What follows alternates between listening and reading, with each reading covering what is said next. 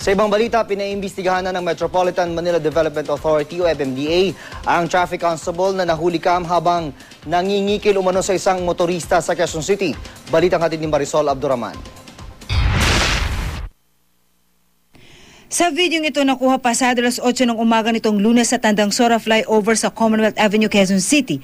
Makikita ang isang nagpakilala umanong MMDA constable sa tabi ng bintana ng isang L300 delivery van. Ayon sa driver ng van, pinahinto raw sila at sinita ng nasabing constable dahil bawal daw dumaan ang mga delivery van sa flyover. Habang nag-uusap, pinakunan daw ng driver ang tagpo sa isang kasama. Ano bang pag-uusap ang gusto mong gawin natin? Magkano ba? Ginanon niya ako.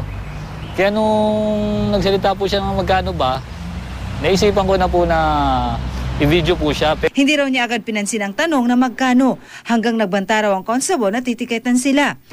Sumugot naman ako sa kanya mo pabiro rin po na sige po sir, pagkapihin ko na lang po kayo. Ang sinagot niya naman po agad sa akin, kaso nagkakape ako sa Starbucks. Kasunod nito, naglabas ang kasama ng driver ng 20 pesos.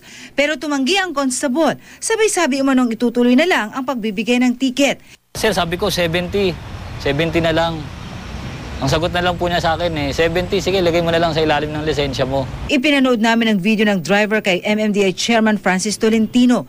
Paimbestigahan daw ng ahensya ang nangyari. Hindi naman natin tinotolerate to Pag na maliwanag yung ebidensya rito, patawag natin siya, administrative case, kung nararapat, tatanggalin natin. Sa ilalim ng batas, maaari pa rin sumabit ang driver kung siya ang unang nag-alok ng pera kahit papabiro niya itong sinabi. Marisol Abduraman, GMA News.